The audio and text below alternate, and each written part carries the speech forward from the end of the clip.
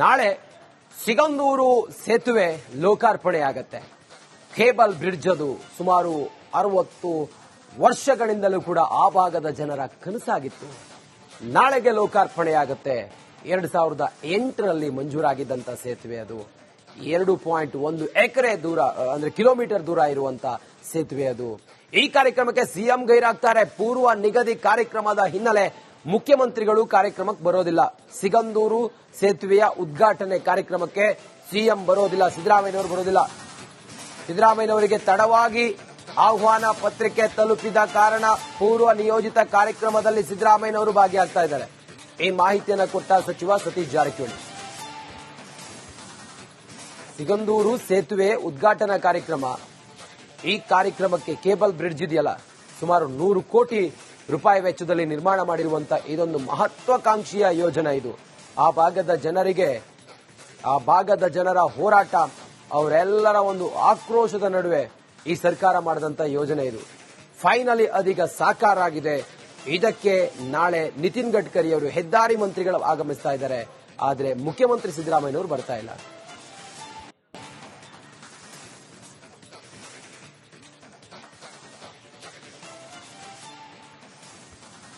ನಾಳೆ ಸಿಗಂದೂರು ಸೇತುವೆ ಲೋಕಾರ್ಪಣೆಯಾಗತ್ತೆ.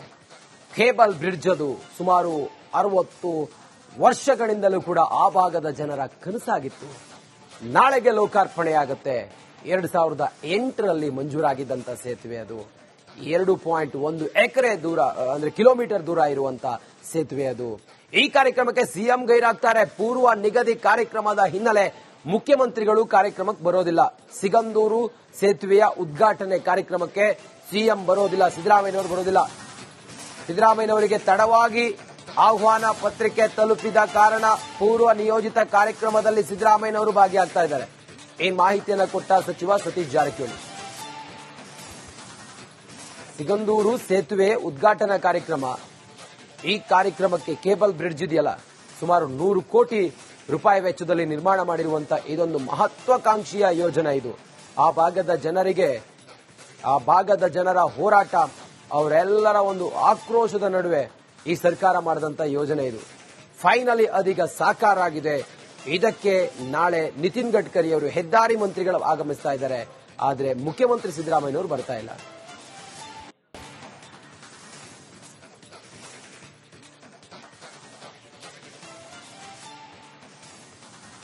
ನಾಳೆ ಸಿಗಂದೂರು ಸೇತುವೆ ಲೋಕಾರ್ಪಣೆಯಾಗತ್ತೆ. ಕೇಬಲ್ ಬ್ರಿಡ್ಜ್ ಅದು ಸುಮಾರು 60 ವರ್ಷಗಳಿಂದಲೂ ಕೂಡ ಆ ಭಾಗದ ಜನರ ಕನಸಾಗಿತ್ತು. ನಾಳೆಗೆ ಲೋಕಾರ್ಪಣೆಯಾಗತ್ತೆ.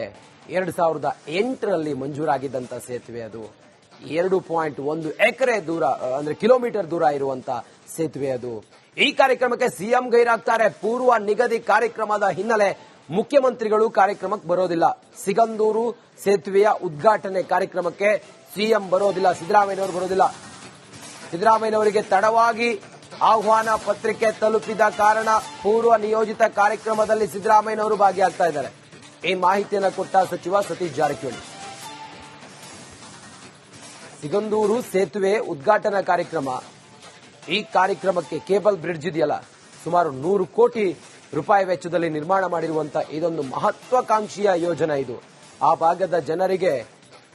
ಭಾಗದ ಜನರ ಹೋರಾಟ, ಅವರೆಲ್ಲರ ಒಂದು ಆಕ್ರೋಶದ ನಡುವೆ ಈ ಸರ್ಕಾರ ಮಾಡಿದಂತ ಯೋಜನೆ ಇದು.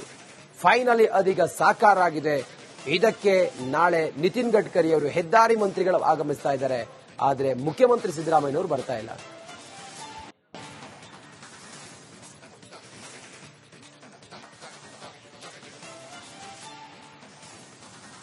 ನಾಳೆ ಸಿಗಂದೂರು ಸೇತುವೆ ಲೋಕಾರ್ಪಣೆಯಾಗತ್ತೆ. ಕೇಬಲ್ ಬ್ರಿಡ್ಜ್ ಅದು ಸುಮಾರು 60 ವರ್ಷಗಳಿಂದಲೂ ಕೂಡ ಆ ಭಾಗದ ಜನರ ಕನಸಾಗಿತ್ತು. ನಾಳೆಗೆ ಲೋಕಾರ್ಪಣೆಯಾಗತ್ತೆ. 2008ರಲ್ಲಿ ಮಂಜೂರಾಗಿದ್ದಂತ ಸೇತುವೆ ಅದು 2.1 ಎಕರೆ ದೂರ ಅಂದ್ರೆ ಕಿಲೋಮೀಟರ್ ದೂರ ಇರುವಂತ ಸೇತುವೆ ಅದು. ಈ ಕಾರ್ಯಕ್ರಮಕ್ಕೆ ಸಿಎಂ ಗೈರಾಗ್ತಾರೆ. ಪೂರ್ವ ನಿಗದಿ ಕಾರ್ಯಕ್ರಮದ ಹಿನ್ನೆಲೆ ಮುಖ್ಯಮಂತ್ರಿಗಳು ಕಾರ್ಯಕ್ರಮಕ್ಕೆ ಬರೋದಿಲ್ಲ. ಸಿಗಂದೂರು ಸೇತುವೆಯ ಉದ್ಘಾಟನೆ ಕಾರ್ಯಕ್ರಮಕ್ಕೆ ಸಿಎಂ ಬರೋದಿಲ್ಲ, ಸಿದ್ದರಾಮಯ್ಯನವರು ಬರೋದಿಲ್ಲ.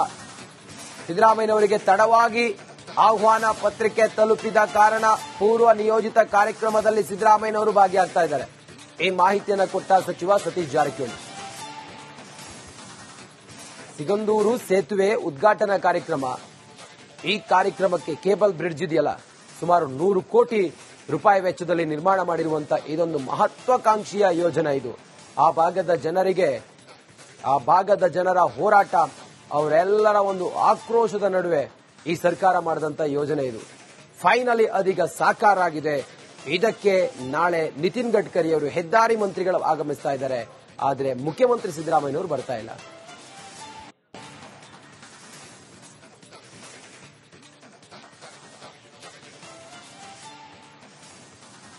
ನಾಳೆ ಸಿಗಂದೂರು ಸೇತುವೆ ಲೋಕಾರ್ಪಣೆಯಾಗತ್ತೆ.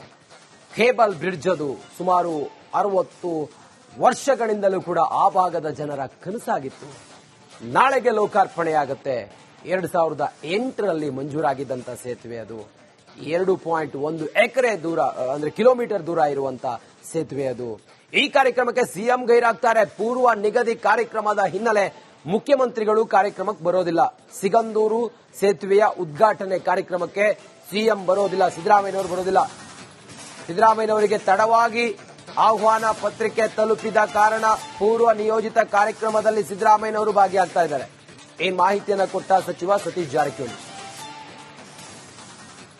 ಸಿಗಂದೂರು ಸೇತುವೆ ಉದ್ಘಾಟನಾ ಕಾರ್ಯಕ್ರಮ, ಈ ಕಾರ್ಯಕ್ರಮಕ್ಕೆ ಕೇಬಲ್ ಬ್ರಿಡ್ಜ್ ಇದೆಯಲ್ಲ, ಸುಮಾರು 100 ಕೋಟಿ ರೂಪಾಯಿ ವೆಚ್ಚದಲ್ಲಿ ನಿರ್ಮಾಣ ಮಾಡಿರುವಂತಹ ಇದೊಂದು ಮಹತ್ವಾಕಾಂಕ್ಷಿಯ ಯೋಜನೆ. ಇದು ಆ ಭಾಗದ ಜನರ ಹೋರಾಟ, ಅವರೆಲ್ಲರ ಒಂದು ಆಕ್ರೋಶದ ನಡುವೆ ಈ ಸರ್ಕಾರ ಮಾಡಿದಂತ ಯೋಜನೆ ಇದು. ಫೈನಲಿ ಅದೀಗ ಸಾಕಾರ ಆಗಿದೆ. ಇದಕ್ಕೆ ನಾಳೆ ನಿತಿನ್ ಗಡ್ಕರಿ ಅವರು ಹೆದ್ದಾರಿ ಮಂತ್ರಿಗಳು ಆಗಮಿಸ್ತಾ ಇದ್ದಾರೆ. ಆದರೆ ಮುಖ್ಯಮಂತ್ರಿ ಸಿದ್ದರಾಮಯ್ಯನವರು ಬರ್ತಾ ಇಲ್ಲ.